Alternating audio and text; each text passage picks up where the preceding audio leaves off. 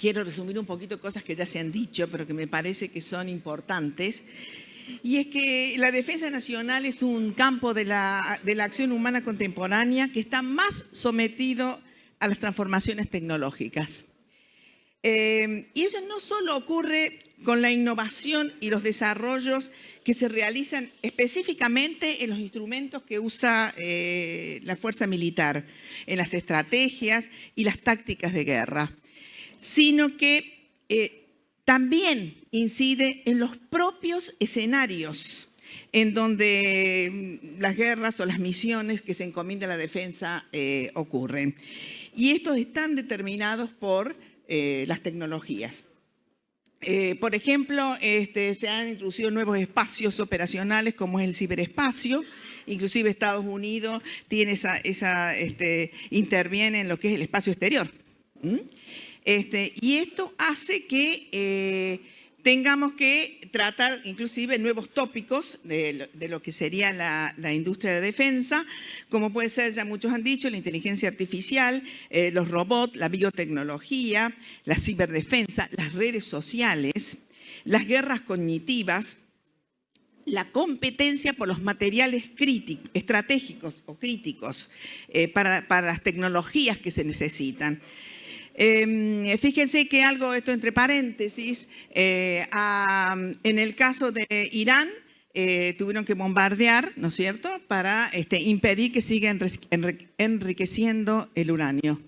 A nosotros nos bastó con una línea del presupuesto que le disminuyeron a la CNEA el presupuesto para que INVAP con láser enriqueciera el uranio. O sea que con eso fue suficiente, por lo menos por el momento. Antes de comenzar con lo específico de Industrias para la Defensa, también quiero hablar de una noticia que ha pasado desapercibida, que para mí ha sido, en la semana pasada, la noticia más importante en la región respecto a Industria para la Defensa, que fue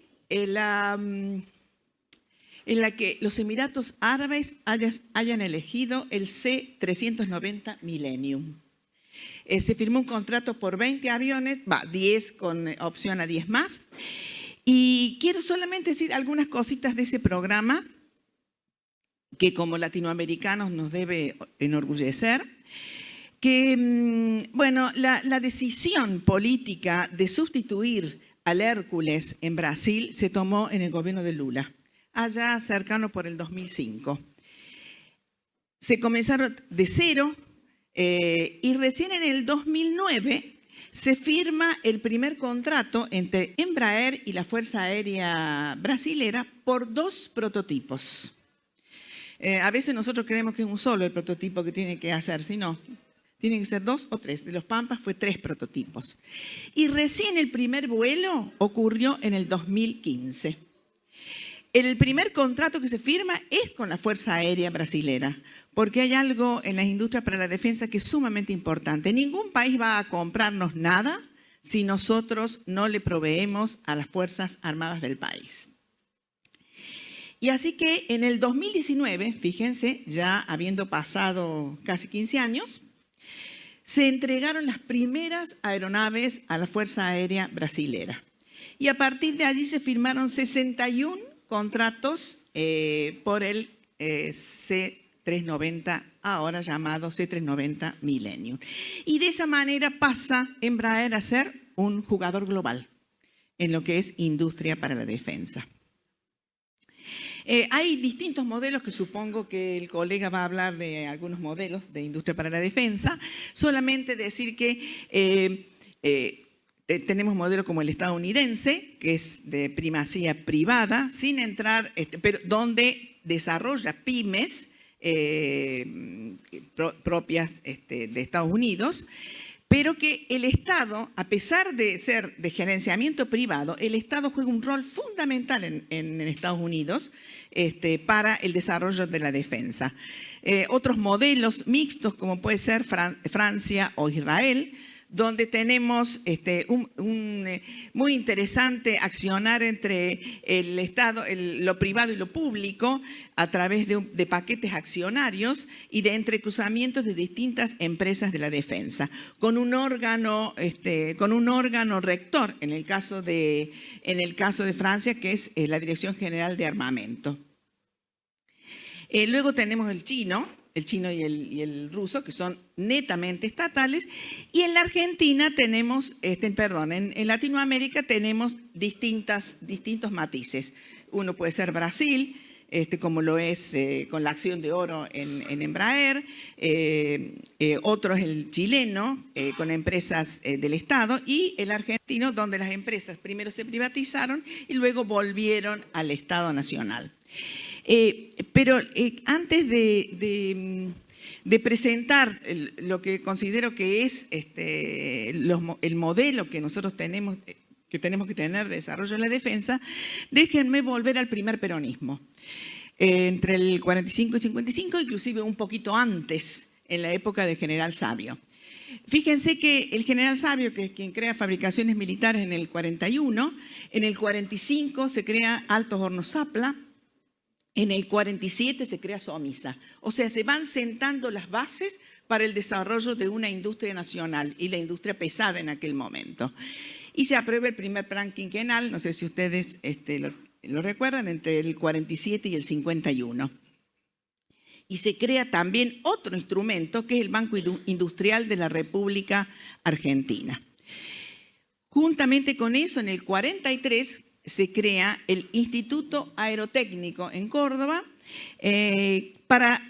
como centro de investigación y desarrollo aeronáutico, sentando las bases de la producción local. Y allí comienza la producción de aviones, luego se crea Industrias Aeronáuticas y Mecánicas del Estado en el 51, se fabrican motores, vehículos como el Rastrojero, Moto Puma, el Justicialista, y se fomenta nada más ni nada menos que la industria privada, no solamente como proveedores del Estado, sino también se sientan las bases de, por ejemplo, y eso lo hizo el brigadier San Martín cuando fue ministro de Aeronáutica de Perón, se sentaron las bases de la creación de ICA, Sociedad Anónima. ¿Qué quiere decir? Tenía un paquete accionario, lo tenía IAME, que es Industria Argentina Mecánicas del Estado, y la otra, Kaiser Motor Corporation. Ese tipo de esquema en el cual tenemos industrias estratégicas del Estado y la generación de la cooperación entre lo público y lo privado no ha cambiado como concepción, sigue siendo el mismo. Lo que cambian en todo caso son las tecnologías. ¿Y qué es lo que nosotros hoy tenemos que intentar, en qué situación se encuentra, digamos, el desarrollo tecnológico y el desarrollo industrial en la Argentina antes de entrar a defensa? Bueno, tenemos sectores productivos. Esos sectores productivos que son masivos, tienen que tener altos niveles de competitividad, con nuevas tecnologías y en general son los generadores de empleo masivo de calidad. Eso nos da, ya sabemos, fortalecimiento de la soberanía nacional y desarrollo con inclusión y equidad.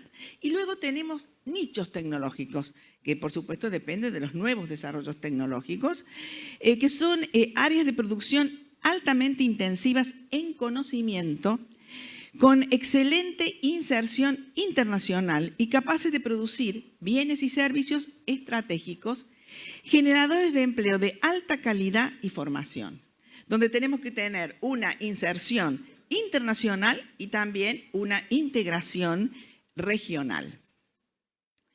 ¿Cuál es el principio de los actores que tenemos y cómo interviene el Estado? Bueno, el Estado interviene con normativa y con instituciones tecnológicas. Y cómo, los proyectos, ¿cómo se desarrollan? Se desarrollan a través de lo que se llaman empresas núcleos, que son aquellas que toman sobre sus espaldas la responsabilidad de un desarrollo determinado, y una cantidad de empresas colaboradoras arrastradas por estas empresas núcleos. Por lo general, las empresas núcleos son empresas estatales o sociedades anónimas con mayoría estatal, las poseedoras de las acciones, y las empresas colaboradoras son empresas privadas. Y hay una relación entre esas empresas núcleos, las empresas colaboradores, el Estado y también la academia, en muchos casos, no solamente porque proveen los profesionales, sino porque resuelven problemas que estas empresas necesitan, y eso se hace a través de lo que se llama hojas de rutas tecnológicas. Sin esas hojas de ruta tecnológica es imposible desarrollar proyectos estratégicos. Y voy a dar algunos ejemplos que ya hemos hecho para poderlo entender mejor. Y el primer ejemplo que voy a tomar es radares. ¿Qué hizo el Estado Nacional? El Estado Nacional hizo en su momento, 2004 estoy hablando, 2011, dos normativas, que es el SINVICA, que es el sistema por el cual se tiene el control aéreo del país, y el SINARAME, que es el sistema por el cual se proveen radares meteorológicos. Con estos dos sistemas, el SINVICA fue un decreto del 1047 del 2004 y el SINARAME del 2011. Con esos dos y una empresa núcleo como INVAP, con una cantidad importante de empresas, proveedoras, se logró radarizar el país.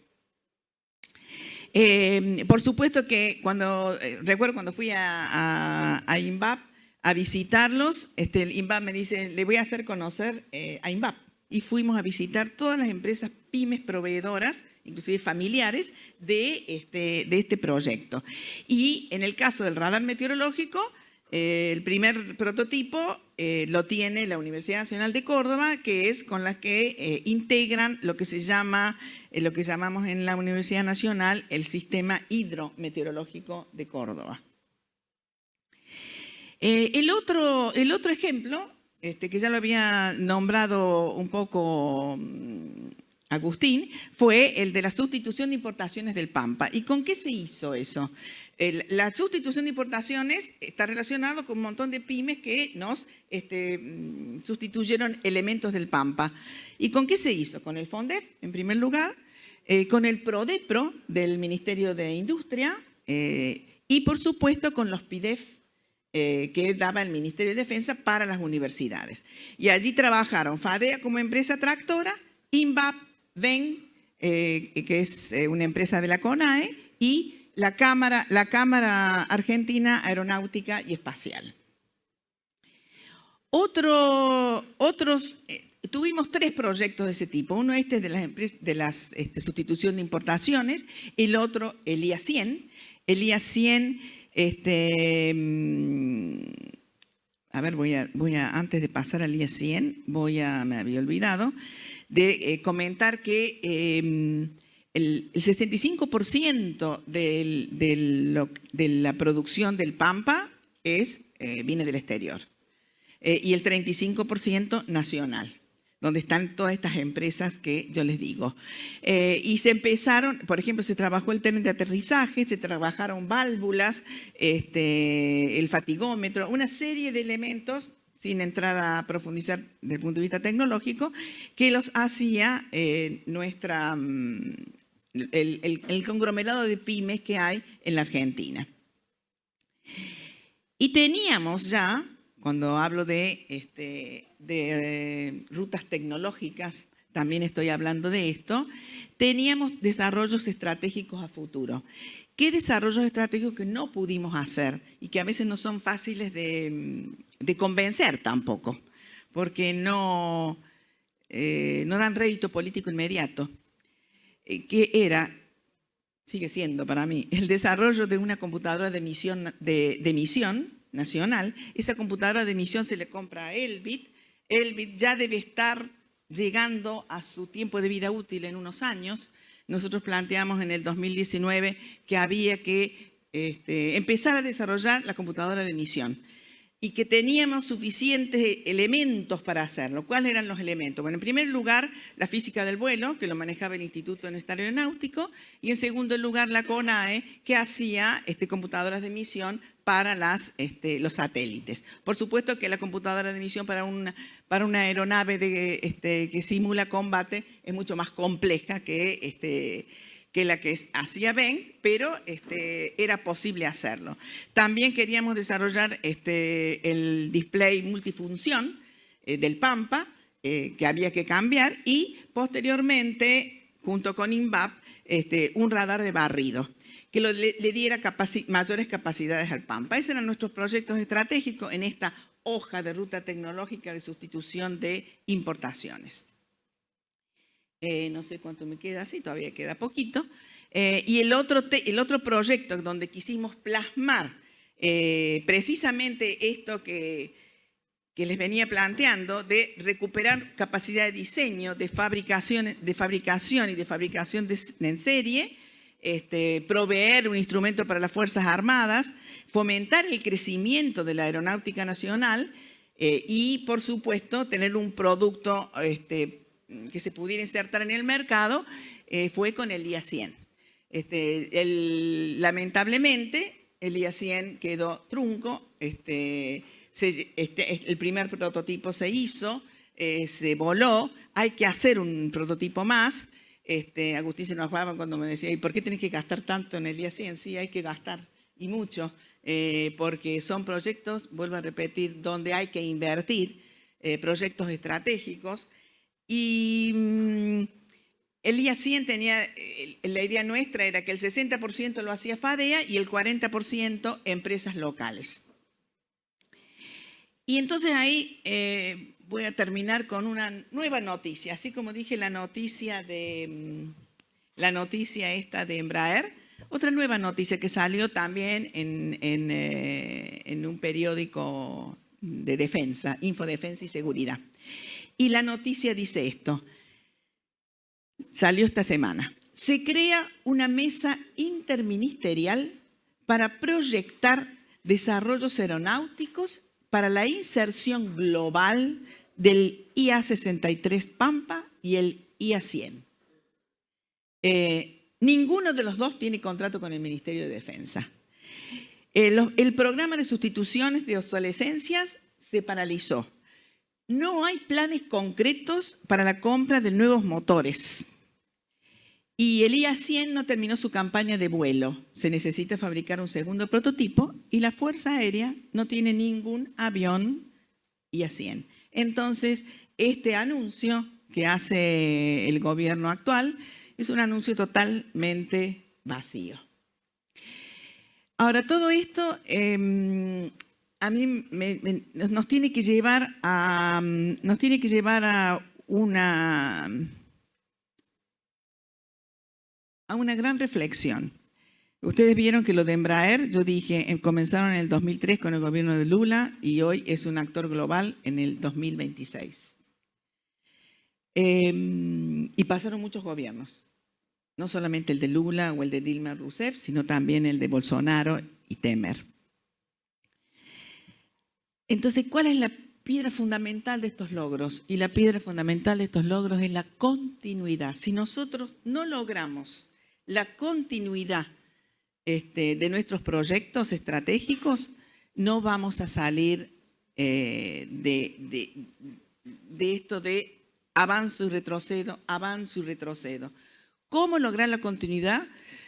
Bueno, es tan fácil decir políticas de Estado, pero debemos pensar en forma creativa cómo hacer para que los proyectos estratégicos, no solamente de defensa, sino en otras áreas, pero tenemos áreas como la nuclear que a pesar de que están en peligro, han logrado continuidad a lo largo de la historia. ¿Cómo hacemos, y eso lo dejo como pregunta, cómo hacemos para tener continuidad en nuestros proyectos estratégicos de defensa?